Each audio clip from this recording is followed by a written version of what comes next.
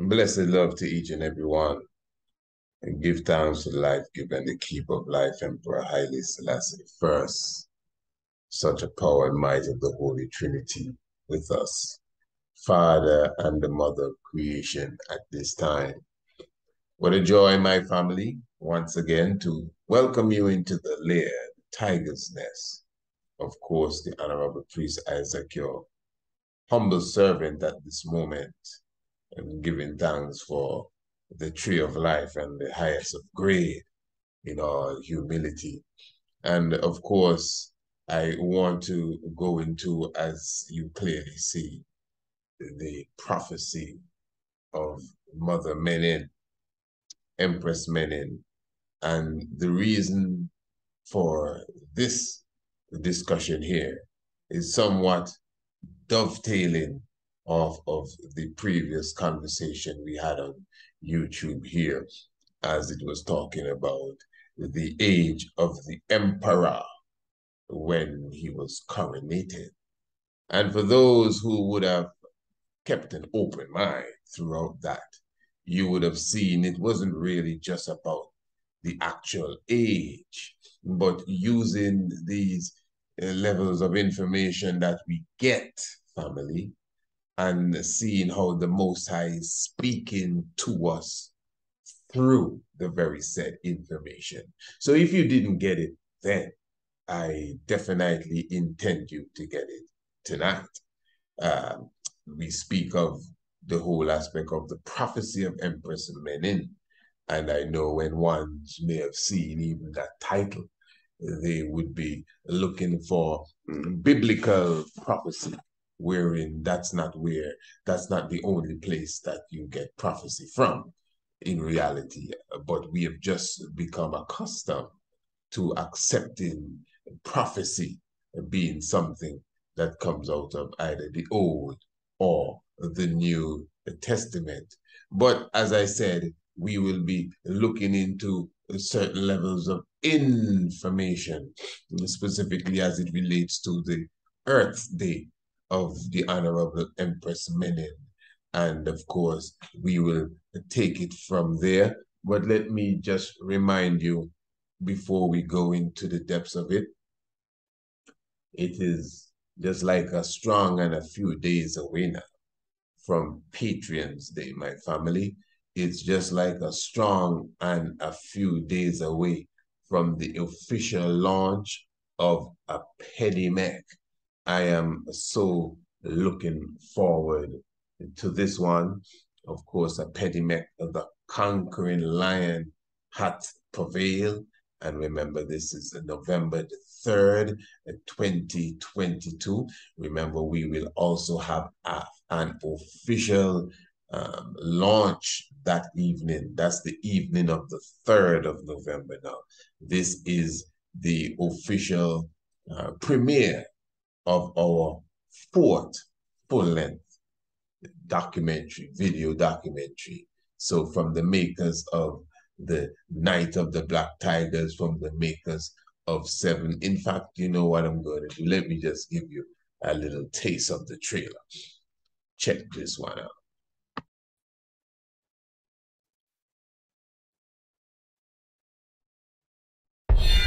From the makers of the Master of Ceremonies, Seven, and the Night of the Black Tiger. From the heart of the kingdom of Kush, the lion-headed god, a Pedimec.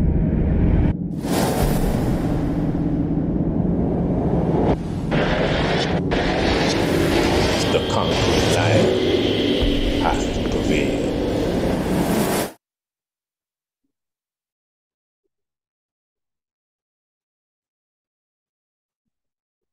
Yes, my family, that is it there.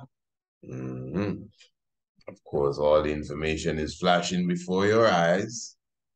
And of course, yes, all you got to do is make sure that you get your copy right away. Once again, that is a Pedimec.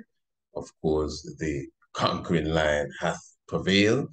And listen to me, family, very, very important information. Remember that we will be having the the premiere of this beautiful documentary on Thursday evening. I want you to write this down. Thursday evening, the 3rd of November. This is a wonderful documentary. I mean, lead not into temptation, brother, but I'm tempting to even show you a bit of it just to kind of whet your appetite before the 3rd. But let me see if that's possible. Remember, I got a whole team behind a Petty Mecca, and they themselves definitely very protective of this documentary that we have put together. A lot of hard work, family, has gone into a pedimec, a lot of research to make sure the precise information is brought forth to you. And of course, just the whole quality of the documentary itself. I'm very thankful, give thanks again, for the chief coordinator on this documentary for sure, even the producer of that trailer that you just looked at a moment ago. That is the Honorable Prince Alamase. Oh, give thanks. And even the producer of this poster that you're looking at, even at this time, the Honorable Young Olamek. So a Pedimec is definitely on the doorsteps. Remember, you can pre-order it. This is something you're going to full joy. And as I said, the 3rd of November, that's the world premiere, 8 p.m. View it. It's a free event, family. All you got to do is to reserve your space. All you got to do is contact us. Let us know. I would like to be in the house for the Apedimec showing. Let me get my key so I can get in. And that is it. There's nothing more than that. And then, of course, that evening you come in and you sit in and you sup in, follow all protocols and all, instructions given to you. And definitely we will have a wonderful showing. But remember now, that day is Patreon's Day. And Patreon's Day is a day full of excitement. This will be our second Patreon's Day. Remember previous year, talking about the 3rd of November, it was a wonderful session. But this year, basically, we're going to have the same kind of run through. We're going to have guests. We're going to have Black King Sound with us. But this year, we intend to have a very special panel discussion on Rastafari going forward.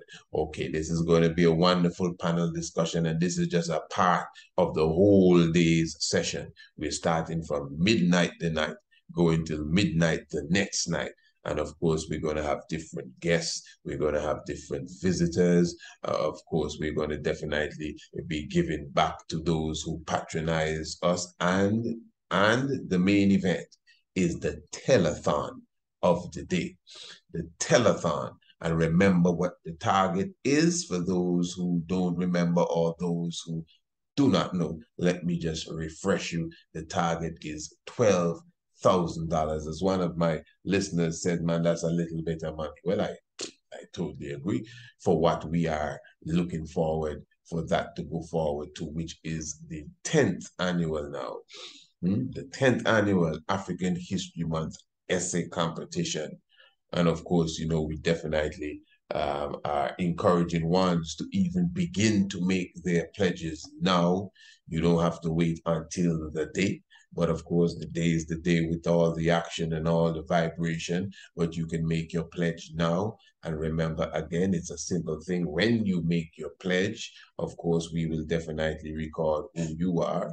And of course, you will be the one that will tell us when that pledge can be fulfilled. And we will take the responsibility to follow up on that pledge, depending on if there's any procrastination on your part when that date comes, clear and crystal. And of course, this is something we are looking forward to. That very day is going to be a beautiful day. This evening on the Tiger's Nest radio program. Just tune into the Tiger's Nest radio program. I will be giving you much more detail, much more insight, much more information on exactly what is taking place on Patrons Day. But the main thing, you need to be on Radio Anu on the 3rd of November for the whole thing. That's the main thing. Eh?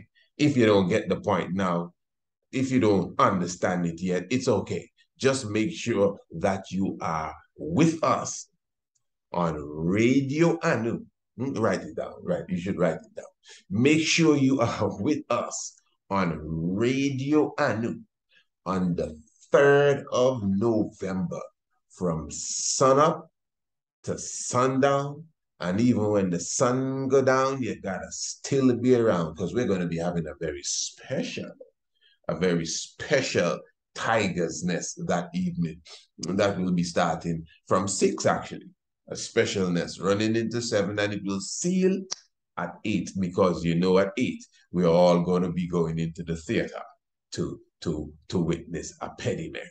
I mean, this is going to be such a beautiful day, man. I'm looking forward to everyone being a part of it.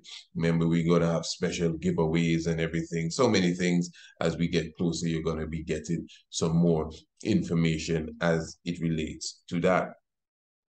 Beautiful.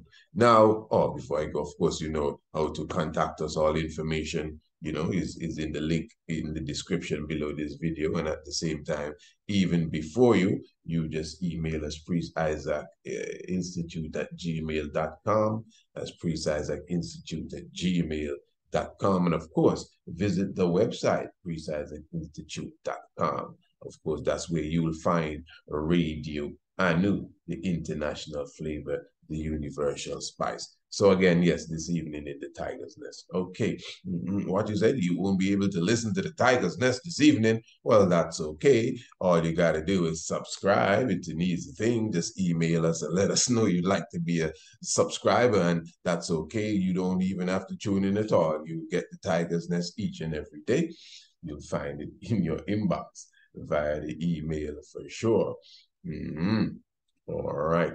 I made a mention in that previous sit down that we had, you know, talking about the mystic as it relates to Empress Menen and when she became Empress.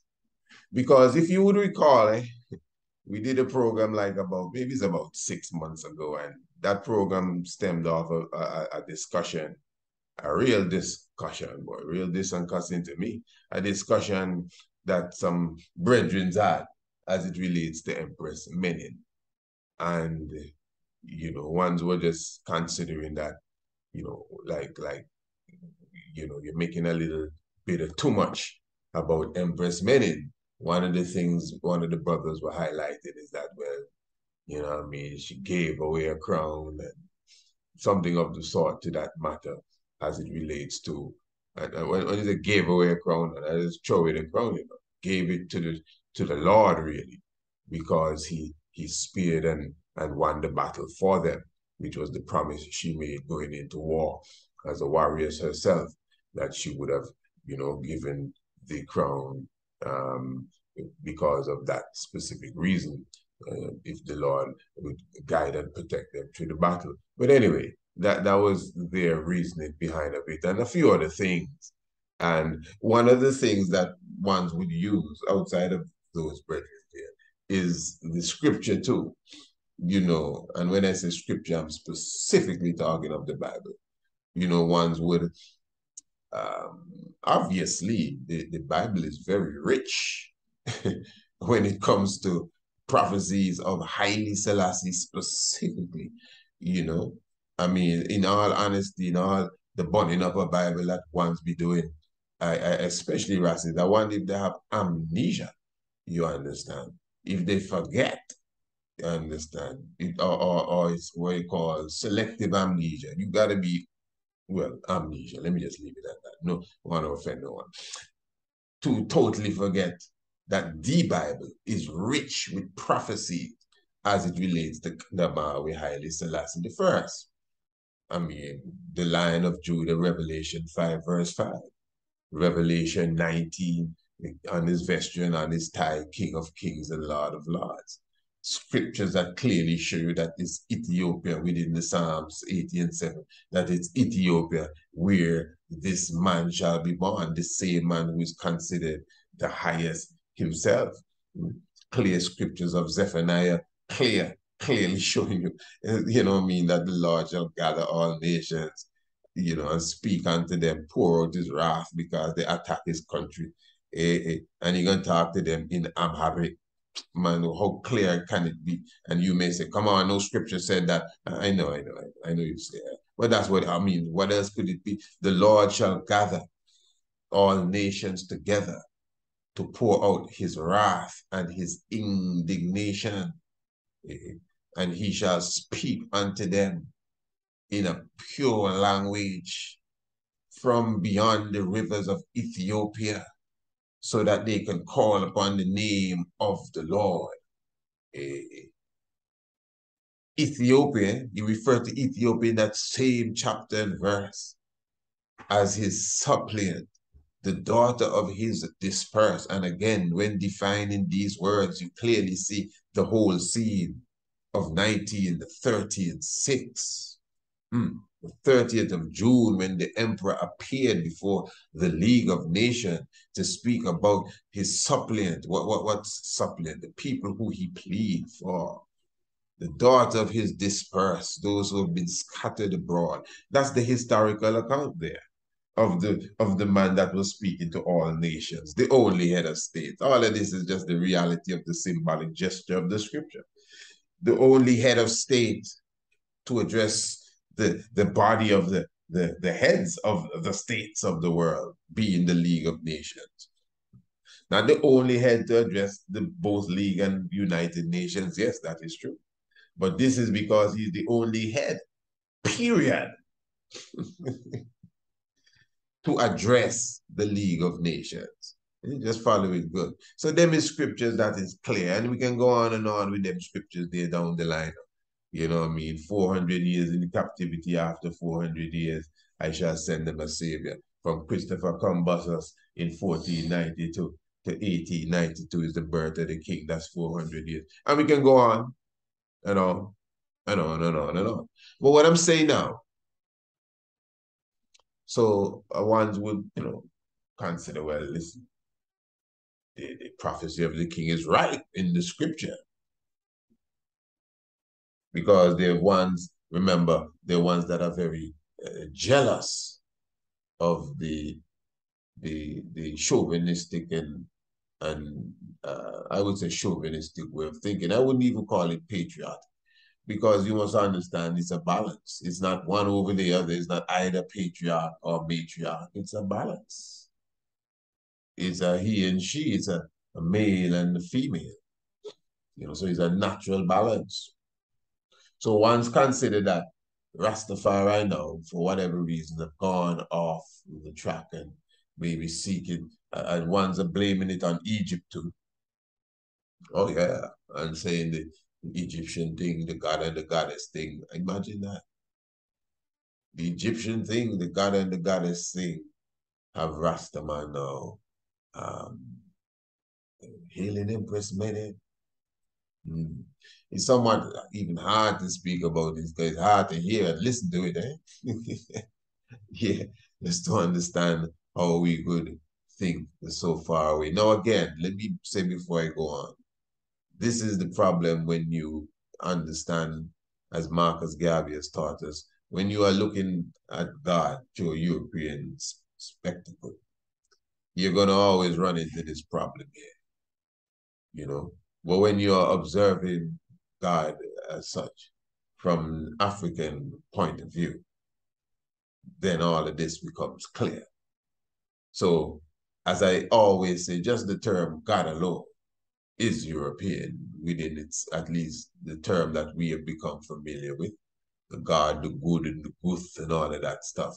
You know, that's why God is good.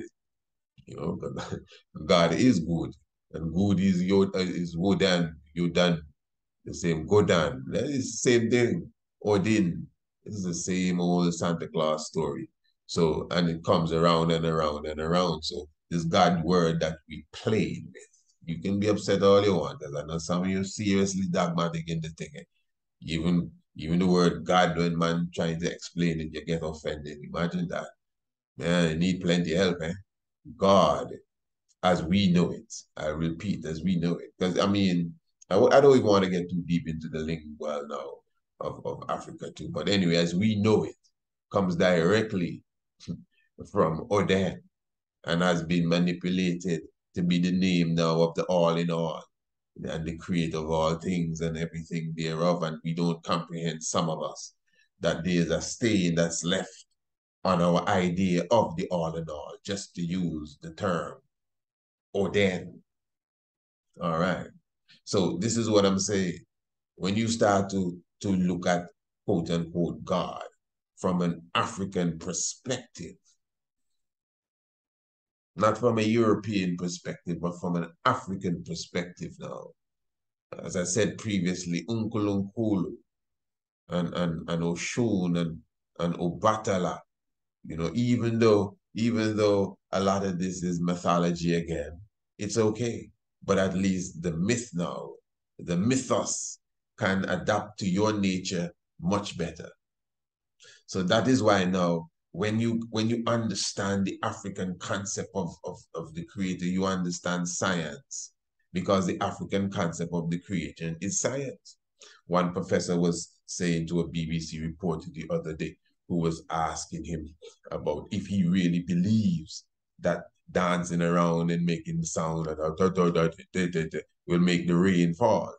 And he was showing her that as a scientist, he understands that African culture and tradition is directly connected to nature and science. And the reason why it's dismissed by the West is because the West does not link African nature, tradition, and culture with science. So rhythm, the earth has rhythm, sounds. You could, yeah. Do that for 7 hours and you see what happens. You understand? And be hopping on the ground in a specific way and on a specific, with a specific pulse, not too hard, not too soft. Do that for a specific time, and vibration goes across the earth. You attract certain things, you attract certain animals, you attract certain elements and rain and thunder just by doing that. Naturally, that's African science and culture, quote unquote religion. So when you look at things from an African perspective, you understand the natural cycle of life. Remember again, let's get real here now. In 1994, when it is reported, I wasn't there, that the Honorable King Emmanuel Charles Edwards rested structure, we all know what the reaction is, man. We have so much programs even right here on this channel where we interview several elders with come and say, well, my Lord, to be honest, no, you man never expect that to happen, my Lord. My Lord, man, even wait for him to come back and from the dead, my Lord, and this and that. This, and not me saying so, I just repeating what ones come right here and say. So what that tells you, looking at God from a European perspective, a Jesus thing. So when you start to see Haile Selassie as Jesus and in that framework, King Emmanuel as Jesus, because that's what it is. That's exactly what it is. Even though you may not call it that, you may bun Jesus all you want, but yet still it's the same Jesus. You can tell me, yeah, man, remember he's the man that come again before in his first advent, he was born from the virgin. It's the same man that crucified and come back alive. So who that sound like you? Who that sound? Now the story is correct. It's real, but it's not literal. So when you become literal, you're gone into a totally different zone. So this is what I'm saying. Looking at the Almighty from an Afrocentric point of view. Because them stories, all the Jesus stories, is an Afrocentric point of view it was taken from. It's African story that, that has been made history, made culture, made all kind of things. And we just accept it and say, yeah, man, this is how it is. So now we take our God and turn it into a Jesus kind of figure. God and Jesus, and them two things really work together well. So this is what I'm saying. Looking at the ancient African Amun-Ra. Imagine now. So when you as a Rastaman born in fire and Amun-Ra, what you call it? It's friendly fire, it's killing yourself, you know. You born in Amun-Ra. You crazy. You born in Pata. You born in fire and Kemet. As a Rasta say you're Bobo and all kind of thing. Check yourself out. You definitely looking at God from a Eurocentric. Anybody that is a Rasta, I tell them precise access that have a problem with Kemet. You are looking at God from a Euro, get it straight. Yeah. Impossible. How you gonna burn Africa? How you gonna burn fire in Africa, man? Hey, and say you're moving in an African tradition.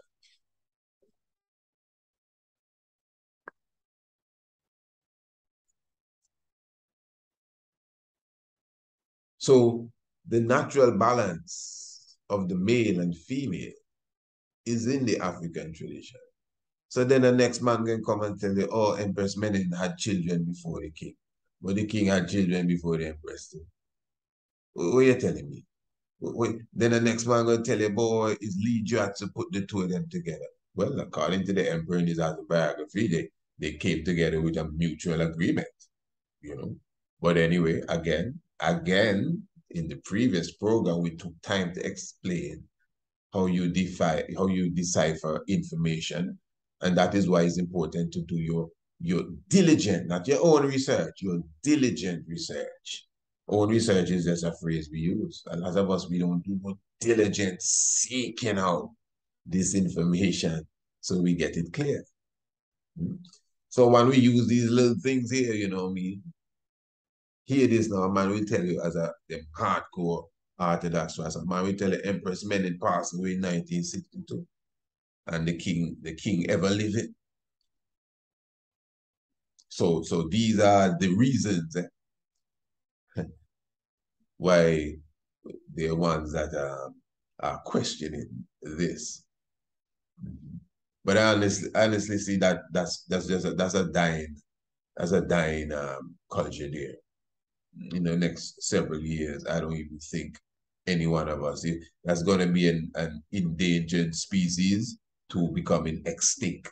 People that can't hail Empress Menen. What the joke is within the full structure because of, again, a Eurocentric religious outlook. So you ain't seen it in the Bible. No, you can point out the king, but no. As far as you see, the king is the Almighty and she is just his wife. Now, they have a thing where they say those who have eyes that cannot see, and it's a deep thing. Those who have ears and cannot hear. Now, I'm saying that to say there's something I'm going to bring forward now. And although all will hear it and all will see it, but I'm telling you, I'm sure everyone is not going to hear it and see it. And again, it has to do with the mystics of the Empress, even her Earth Day. Now, you would know that I think that at this time, most ones would have come to the conclusion that the Earth Day of Empress Menen would have been in April, either April the 2nd or the 3rd, 1891. But of course, like other levels of information, there would have been different dates that would have come around. For example, for sure, one of the most popular ones is the 25th of March, 1889, to the point that, for example, those of us in the Ethiopian Africa Black International Congress, as we celebrate the Woman Freedom Liberation League Day on the 23rd of March from early 1980, the 80s, and the 80 itself, yes, the 23rd of March. And of course, that's the Woman Freedom Liberation League, and how interesting it is that it's just 2 days away from the 25th of March, which is considered by many. Many still uphold that, the 25th of March, as Empress Menen Earth Day. Well, me, I celebrate that too, but I'll explain all of that too. Now, it's interesting, if you remember the previous program, I was telling you about the 7th of October and this person there. Well, to me, he wasn't just questioning my understanding of history, but I think he was very rude in approaching me just to tell me, well, he disagreed that the emperor was the crowned king on the 7th of October, but he thinks that he believes, or he knows that, give him the benefit of his doubt, that it's the 7th of September, you know. So, and of course, we went through a proper reasoning, my family, a very heartful reasoning. Please don't take it for a joke when it comes to information gathering and scholarship. And I'm definitely, again, I'm coming back to employ, especially you young ones, take your time and do your research, read, even if it's computer reading, read, Wikipedia, as it's called, is not the best source of knowledge, but you have journals and scientific and historical articles that you can investigate for yourself so that you can be precise in your information, precise in your knowledge and understanding, especially when your knowledge is something that is leading you towards a connection with the Most High, with the All in All, with the Almighty. So anyway, so deciphering these different things. Look at Menelik II. He was born the 17th of August. Some people dispute that, Some people dispute that. Some people, if I'm not mistaken, I think Harold G. Marcus says, I think he had the 19th of August, but popular ones would tell you it's the 17th, but you'd find different variations of that knowledge in different information, different books, whatever the case is. So the same thing with other ones. There's some people, they tell you they just don't know their birthday period. So when it comes to the ancient ones, you would understand these things. But what's the mystic behind of it? Look at Antigua, right where I am here. Those of you who follow up on the mystics of Green Castle Hill and Anu, etc., you would hear me speak about the 365 beaches and how the 365 beaches connect with the 365 days of the year, the annum and the cycle of the sun, etc., etc. Now, that is debatable here, around here, that 365. Now, I grew up hearing that. That is something that everybody knows, that Antigua have 365 beaches, one for every day of the year. In fact, they were doing a count. I think they reached 290 something by now. But then now the argument came up. Just listen to me, bear with the tiger. The argument came up about what exactly is a beach and where one beach ends and when the other begins, etc., etc. But anyway, the point is that if you really understand the mystics of Antigua, are you listening? I'm trying to show you how you quickly, rapido, pick up the mystics. And I think, honestly, from my heart, I think I can teach a thing or two about it, straight up. I'm showing you that when it comes to information in the mystic realms, as I said, if you study, for example, the book Anu, Ancient and Modern, if you understand what we have expressed about Antigua and Heliopolis and the city of the sun, and of course the megaliths that are here, and the whole thing, Anu, A-N-U, and the ancient name of Heliopolis, and where they are connected on the Nile and on the Caribbean island chain and everything. The 365 temples in Heliopolis, everything. So the 365 beaches is just like one of the many points that connect Antigua to that mystic. Now, let's just suppose they were not really 365 beaches. Let's just assume it's not really 365 in a box. How much it is? It's 352 beaches. Wow. So that means that mystic wrong? No, not at all. There are too many other mystics around it. It's already confirmed we're dealing with ancient and modern, and we can't go beyond that. Now, 365. The island is 108 square miles. How long ago did they do that measurement? Is it still the same size? Exactly to the teeth? I'm just asking. But the 108, we just did a program on 108, especially those of you who are in the tiger's nest. And when you understand the science of the 108, just the fact that it has been branded 108, just the fact that it has been branded with the 365, plus all the other mystics that go with it, it just shows you that, yeah, it is all in order. It is in order. So you may be arguing about exactly the size, if it's 108 or 108.3, 0.5, and all of them things, and if it's closer to 109 or if it's closer to 107 and all of that. You may be arguing about if it's 365, 367, or 352. But the point is that the number has stuck on it. And it's already proven, I will repeat, it has already proven itself to be a mystic element in history, time, and space. So you can't discard 365. Count the beaches all day long. You can't discard 108. Empress Menen now. So it is said by some that she was born on the 25th day of March, 1889. Many of you disagree with that. Good, because she can't born the 2 days. All right. Then there are those that say she was born on the 3rd of April, 1891. Many of you agree with that. Some say the 2nd, some say the 3rd.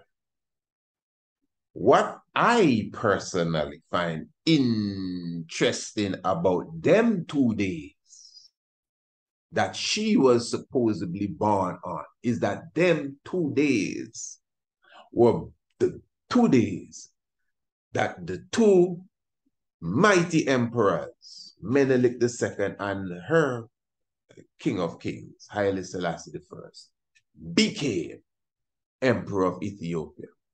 So in other words, some books say Empress Menen was born the 25th day of March, 1889. Whether that be so or not, that's the day that Menelik II became Emperor of Ethiopia. So if she was born on that day, the 25th of March, 1889, she would have been coming out of her mother's womb the same time Empress Johannes IV was dying.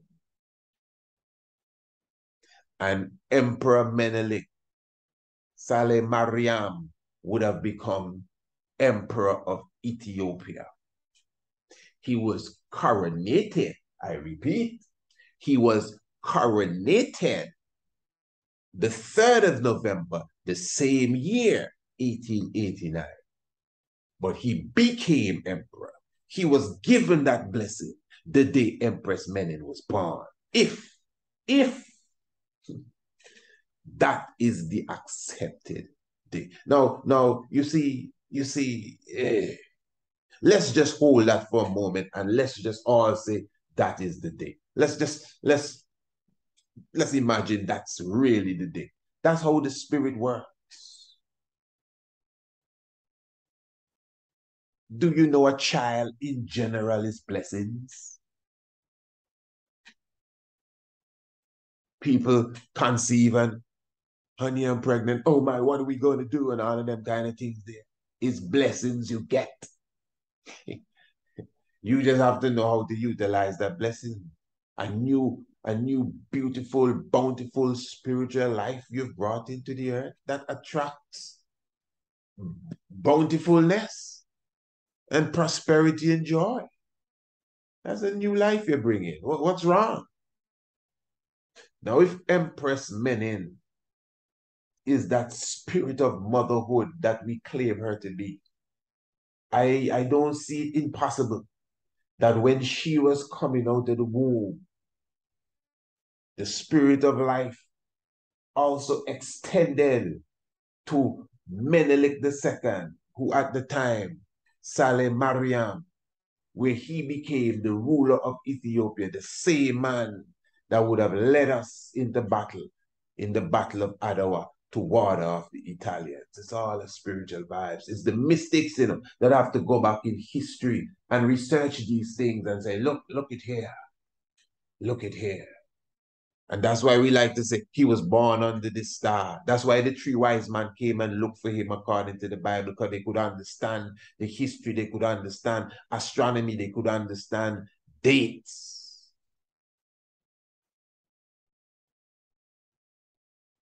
Yeah. Remember, Empress Menen. This is one of my key points.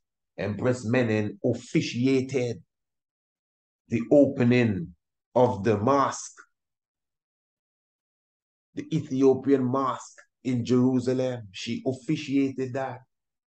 A mosque, not a church. A mosque, a place for monks. No woman allowed. And she was the head priest then. But that's what it is. Go and look up the event and get your dictionary and tell me what officiate means. She ran the show. She opened the mosque. A mosque is where you have brothers, mosque. And the Ethiopian mosque business is so strict that sometimes not even a woman sheep, not a woman sheep, pardon me, forgive me, a female sheep or female anything, no cow, nothing. It is, no, nothing. It'd have to be some sort of pest, like a mouse or something, to get in there. But once they have a say, you can't come in there as a female.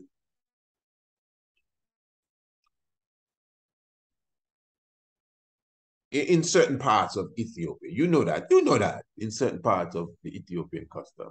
I'm not saying that was the specific case here. I actually don't know, but I'm just showing you that Mother Menen, Empress Menen, was the one to officiate the opening of the mosque.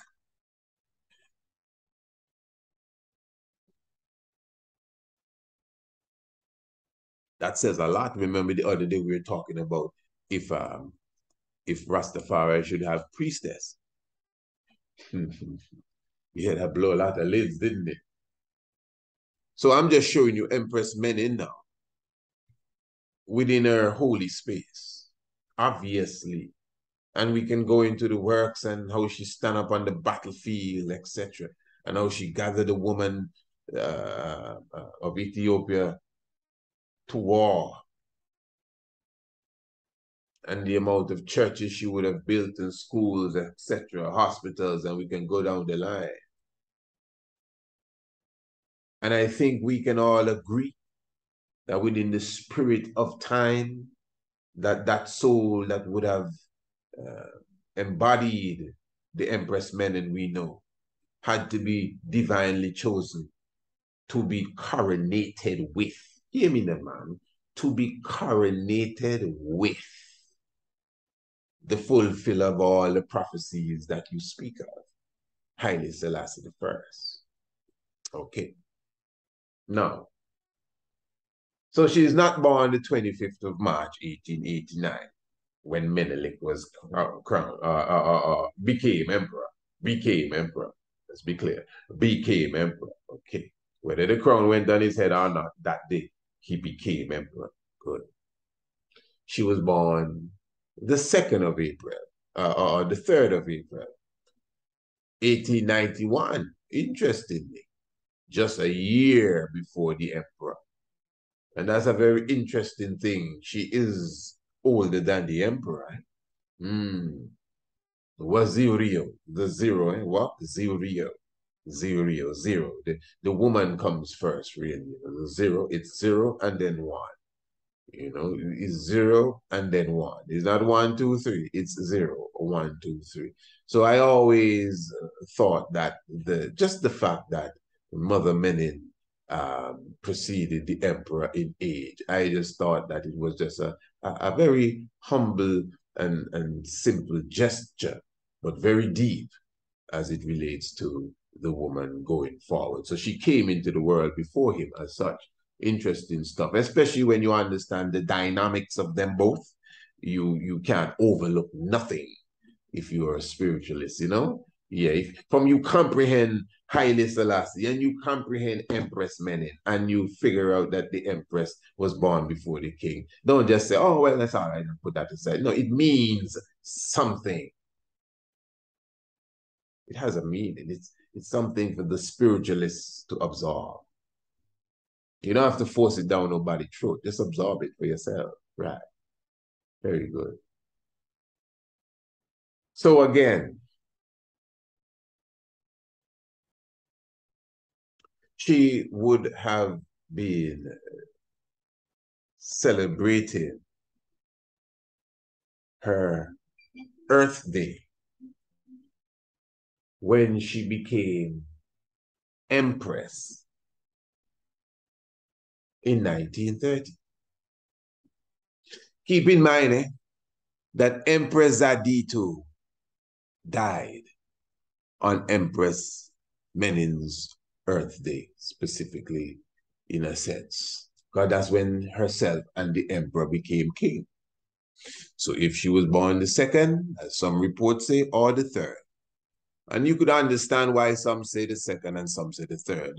It's a matter of distance, time. Hey, remember, even when you read a lot of the Baba Shanti pamphlets, you get 1991/92. That's how the father writes it, the overlapping. But so it's just understanding, second, third April, you understand. But according to the history, when Empress Zaditu's husband got killed on the battlefield, it is said that she died at the very same time, which would have been the same 2nd of April, 1930. And of course, as Negus Tafari was regent to the throne, he became Emperor Tafari at that very same time. So his wife would obviously become Empress at the very same time as well. And I'm showing to you that this would have been, if I'm not mistaken, her 39th Earth Day. And that would be the day she became Empress. So Empress Menen became Empress Menen on her 39th Earth Day then. If she was born on the 2nd or the 3rd of April 1891, which I honestly think that was the accepted and preferred date. And again, if she was born the other date that I would read about, which is the 25th day of March, 1889, she would have been born. The moment she coming through would have been the time Johannes would have passed, or the day, and Menelik would have become emperor. So, as I said, that is why I went into the whole aspect of dates and time and information, because she cannot be born on both days. But historically, you can go through a lot of books and find both days. And to me, that is just a symbol and a sign of her importance and how precious she is. That even on her earth days, emperors are made, not crowned, made. Because Menelik wasn't crowned on the day she was born. He became emperor on the day she was born. Her husband and herself, they were not crowned on her Earth Day. They became Empress and Emperor on her Earth Day. And, you know, because the heights thereof now is deep. Because if you look at this astronomically, yeah, just bear with the tiger. If you look at this astronomically, and I want you to join me here as we do this. Now, just in the interest of time, we are going to relay ourselves to the date that I think is accepted. Well, I would more go with the 2nd of April officially. So I want to look at what was taking place in the heavens as it relates to the Earth Day of Empress Menen. Well, I already know, you know, but I'm just going to show it to you. The 2nd, 3rd of April, thereabouts. And so we have it here. And of course, the year is 1891. So 1891, give thanks for your presence, each and every one, and give thanks for your patience with us. And of course, just reminding you, make sure you join us in the Tiger's Nest. Well, that's basically each and every evening, Monday to Thursday, for a wonderful discourse meditation. Fourth month and the 2nd day. All right, let me just go straight to the key point. So obviously, for those who are interested in the position of the sun, as you can see, the sun is just right there in the constellation of Pisces, and Mercury is right between the V of Pisces. But let me show you what I found quite interesting more than anything else about the Earth Day of Empress Menen. Now, this is the actual Earth Day, the literal date that she would have been come forward. Now, at that time, the moon was right basically inside of Sagittarius. And for those of you, right here, those of you who follow the whole astronomy teachings we bring forward, those of you who would have gone through the heavens declare the glory, you know, Rastafari and the cosmic, you understand the cosmos, you understand or comprehend the importance of Sagittarius. Let me just show you this picture, although this is not a real Sagittarius, but just to give you an idea for those who may not be able to pick up the star figures correctly. So you see here, it's really, the Sagittarius is really a man, the archer, with an arrow and a bow. And Sagittarius has a crown, not this leafy thing here. He has a real crown in front of him. And he's not a half man, half horse. You know, the Sagittarius figure is a man with a feather in his hat, when you understand how the heavens really look. But these drawings are not how the sky looks. You never look up in the sky and see none of these drawings here. These are the Greek rendition of it. All right, very good. So Sagittarius represents the emperor. Eh? Please follow me, family. This is the prophecy of Empress Menen. It doesn't have to be in John chapter 5. It doesn't have to be in Genesis chapter 3. And mystically, it's all there too, you know. But it's just time. But I prefer to deal with it where we're dealing with it now. Now, I'm showing you Sagittarius in the prophecy represents Haile Selassie, friends. The man with the southern crown. How many of us have seen the documentary 7? The man with the southern crown, just that whole Menelik vibration of Johannes and Menelik, and then Haile Selassie being the emperor, is the crown coming to the south. The man with the southern crown. That's why there are 2 crowns in the heavens, the northern crown and the southern crown. And Sagittarius is the man with the bow and arrow, as Revelation 6 says, when the first seal was opened. One came on the white horse, and he was given a crown, he was given his bow, and he went forward conquering and to conquer. That's him. And of course, if you follow the whole story of the heavens, I'm sure you know it, you know, by now, the woman in the heavens, clothed with the sun, and the moon was under her feet. Even right now, astronomically now, the moon and the sun, you know, kind of going through Virgo, the constellation, very beautiful vibration. Just the other day, the moon was actually on top of Virgo's head, like Khonsu or one of those ancient Kemetic goddesses. Deep vibes, very, very, very deep vibes. But at the moment now, we're looking at Sagittarius. This is 1891. This is 1891, a year before the Battle of Ottawa. This is 1891. Pardon me, sorry, a year before the birth of Emperor Haile Selassie I. 5 years before the Battle of Ottawa, 1891. Good. So Sagittarius again represents the Emperor, straight up.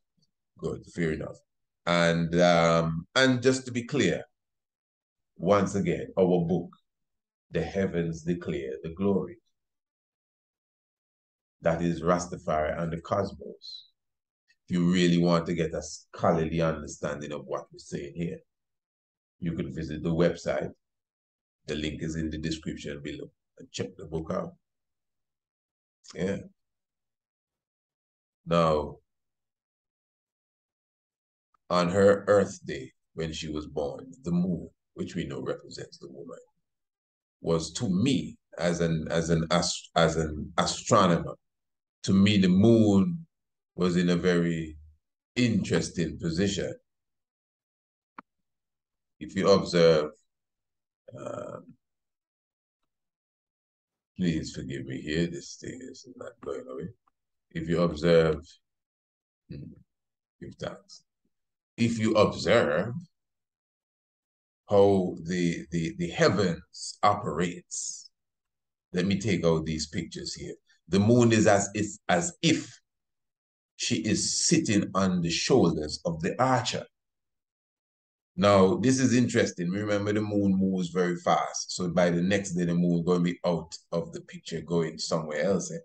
For example, third, fourth. See the moon gone. But on the birth of Mama Menen, we see the moon perfectly just sit on the archer. You have to comprehend this. All right. Now, over here, this is serious stuff. This is Jupiter, and this is Venus. Do you observe the angle? Because astronomy is also angles. Astronomy is a very mystic thing. And degrees, yeah, what they call longitude and latitude on the earthly plane. But now, during the time of the Earth Day, or the literal born day of Empress Menen, Jupiter and Venus were basically together for a moment, because Venus moves with the sun to it. So that's very important. That's why you see Venus, it's the morning star or it's the evening star. You're not going to see Venus just right there in the middle of the night. Okay, very important. Now, at this time, Venus was very close to Jupiter, together. Remember, Jupiter is the god of the planets. Jupiter represents Haile Selassie. Listen, we're not just making this up, like if we're trying to place everything on Haile Selassie, and this tree is Haile Selassie, and that river is Haile Selassie. This is not no game. This is not a game. We've done programs on this, for those who know. I'm just maybe speaking to those who just come in the room and the first time experience and wondering, who is this man that trying to pull out every planet and say this constellation is Haile? No, we have explained this in detail many, many times. Many times. Jupiter is the king of the planets. And it's not no Roman thing, it's not no Greek thing. They got the understanding of the planets from us.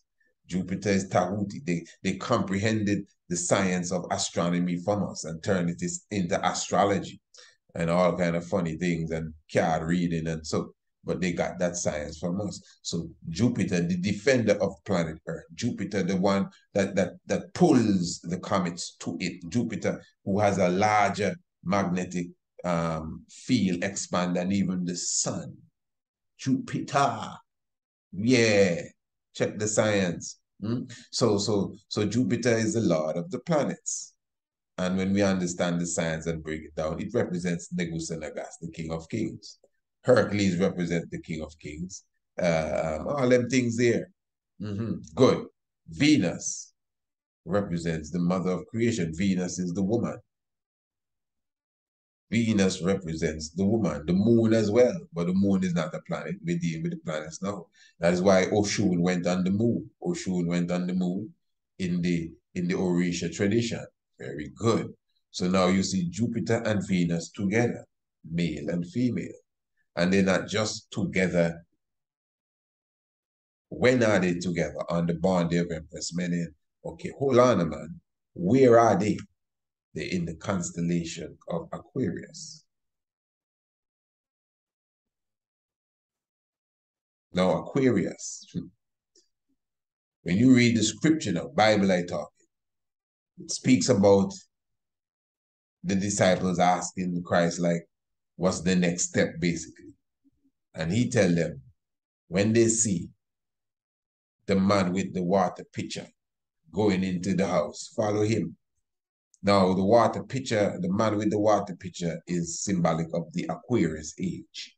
And that's why he's going into the house. The house is the constellation of Aquarius. So the constellation of Aquarius is very significant when it comes to the return of the Messiah. That's why when Haile Selassie was given the title Defender of the Fated, that's when the sun was going into the Aquarius constellation.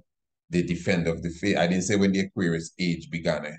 So let's do, check my words good. I'm talking on the yearly annual movement of the sun, not on the cycle and the procession of the equinoxes. All right, good. So when Empress Menen was born, Jupiter was in Aquarius and Venus was in Aquarius. Both Jupiter and Venus were together in Aquarius when Empress Menen was born. The moon was with Sagittarius when Empress Menen was born. Now listen, this is important, you know. As you can see, this is showing you unity. It's not just stars in mystic places. It's a male and female balance. And not just any male and any female. I'm telling you, Sagittarius represents Haile Selassie. And the moon on that day, specifically the day, you know, if you go 2 days before, 2 days after, the moon far away. But on that day, and I would almost hazard a guess, if you want to say, I believe this is the peak time of Mama's Menen's birth, when the moon was just resting on the shoulder of the Archer. And both Venus and Jupiter together, male and female. And where are they? In the Aquarius constellation. You see, this is what astrologers would like to portray. This is not astrology in that sense. This is ancient astronomy. This is how we read the heavens. Someone may deny this because it's not in a book.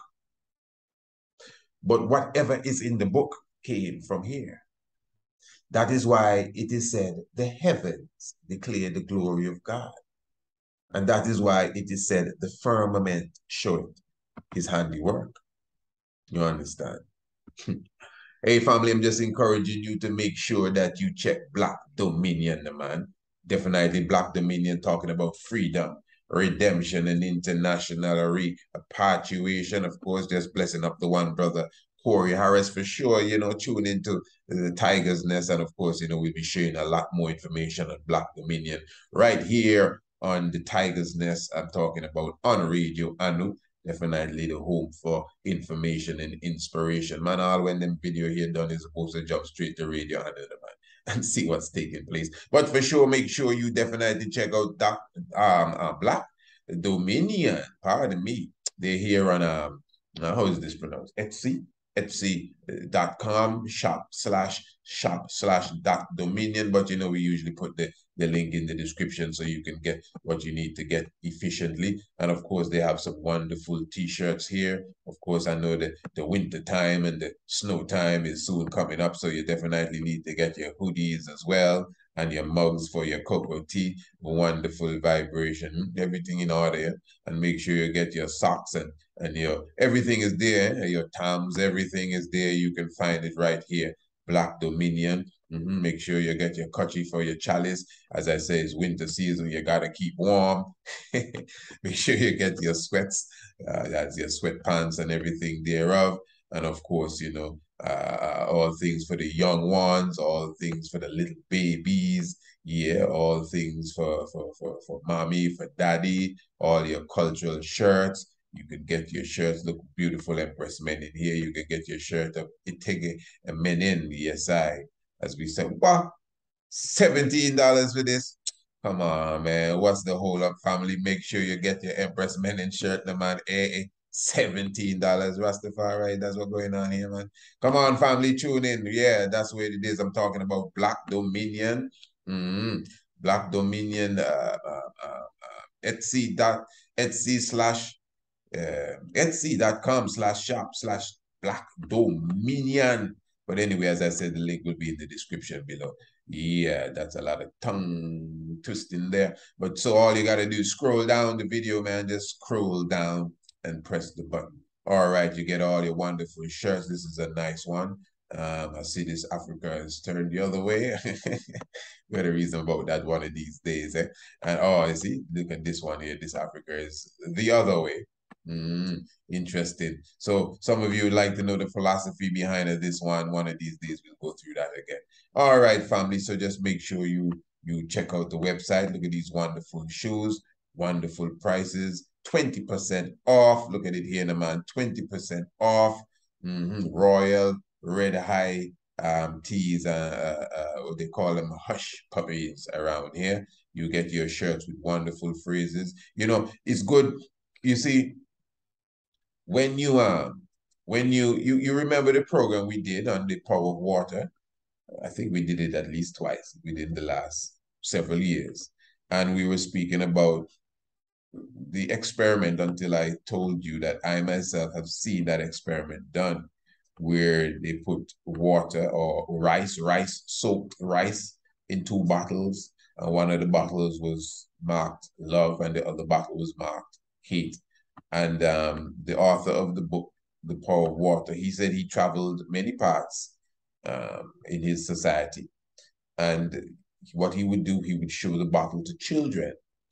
And after a while, the bottle that had on love, well, it just stayed how it was with the rice, white rice, nice, clean, shiny. And the bottle that marked on hate became moldy and now you might wonder, well, what does that have to do with what you're showing us here? Well, I'm just showing you how important a sign is, because it had nothing to do with the bottle, but it had to do with the people that were observing the bottle. So when you look at this bottle and you see love, you portray, you give off a love frequency to the bottle. So the rice, because it's in the water which carries the memory, remains pure. But when you look at the bottle that mark on hate, you may not necessarily hate it, but just because the bottle is saying hate, the bottle is attracting hate and the rice got moldy. Do you understand? Okay. So when you wear a shirt mark on, I am stressed out. I mean, I see people mark on have on some shirt with some kind of strange thing. You understand? I'm with stupid and the arrow pointing the other and all these kind of things. You are sending a negative energy. You could be with stupid all you want, but you're sending a negative energy to you. So if you're going to wear something with something on it, I am proud. I am a god. African pride. What this one is saying. I'm a king. Something of this, dope black dad. Oh, hey, why you get enough props just for that alone? What's this one saying? Natural hair, thick lips, wide nose, juicy lips. Well, they're getting plenty marks with that one there. Harriet Tubman. What's this one saying? Born to rule. You understand? So when you wear one God, one aim, when you wear, this is a whole preface here. Marcus Garvey words, when you wear words of right and people see it, they portray that to you and you yourself will benefit from it. So get some good garments, the man. Wear some good clothes, the man. Stop showing people your boxer shorts. And of course, all things will be good. Wonderful family. Make sure you tune into the Tiger's Nest each and every Monday, Tuesday, Wednesday, and Thursday. of course, on Radio Anu for some more information as it relates to Patreon's Day. I think by now, let me see, our pledge, I think we've gone up to about, I'm not sure. Tonight, I'll give you some more information, maybe about $400 in pledges.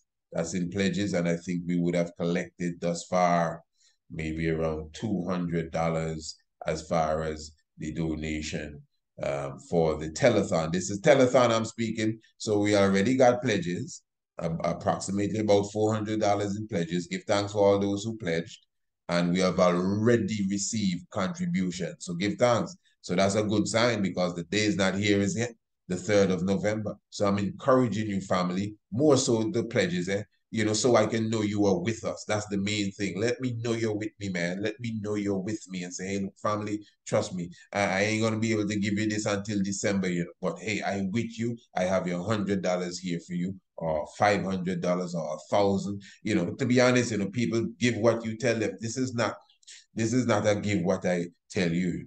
This is a telethon. We are raising $12,000. You understand? I'm just saying to you that the maths may be a bit rough here, but forgive me. But I'm just saying to you, amongst 250 of us, I think $50 is somewhere close to that figure, something like that, you know, or $12,000. I mean, if 12,000 people give $1, we have $12,000. Yeah. Or if 12 people give $1,000, we have $12,000. You get it? If 24 people give $500, we have the $12,000. I think, if I'm not mistaken, if 48 people give something of the sort, but you get it, man. You get it. You get it. So it's just each and every one to know what they can do and understand the mission. Understand the mission. I don't want no one, I'm going to be clear here, I don't want no one giving and they don't comprehend the mission. I don't want no one even, but that's an energy too. That's a serious energy. You have to know what is happening here so that the energy would flow properly. Anybody that's saying, boy, all of that, no. Maybe this is not for you. This is for those who understand, comprehend what it is we are doing here. So that is why we take time to explain to you properly what it is we're doing here. You understand? So definitely remember, we are raising the budget for the essay competition, which will take place in 2023, February, for African History Month. And of course, I think you comprehend the psychological importance of that venture, not that one essay competition, but the institute that we have created, which is the Precise African History Month essay competition. 10 years moving strong now. And of course, we intended to expand. Is expansion we on. $12,000 going to be $24,000 next time around. Going to be $48,000 next time around. And then something else. Remember, we have an art competition too, you know, that we have not even furnished properly yet. No, I'm very serious. This is about kingdom building, family. This is about at least the liberation of the mind of our people. I'm not here with no flag saying I come to free the world, you know, but I know what I can do. Yeah, I know my lane. I know my ability, and I'm doing my utmost best. So when the day come, I can say, my Lord, yeah, this is what your servant was up. Hey, family, give thanks for the life giver and the keeper of life. A petty Mac. Hey, let me seal you up with the trailer. Eh? You want to see the trailer again for a petty Mac? Of course you do. Who would want to see this, man? Yes, family, love and majesty. Tiger's Nest. From the makers of the Master of Ceremonies, Seven, and the Night of the Black Tiger. From the heart of the kingdom of Kush, the lion-headed god, a petty man.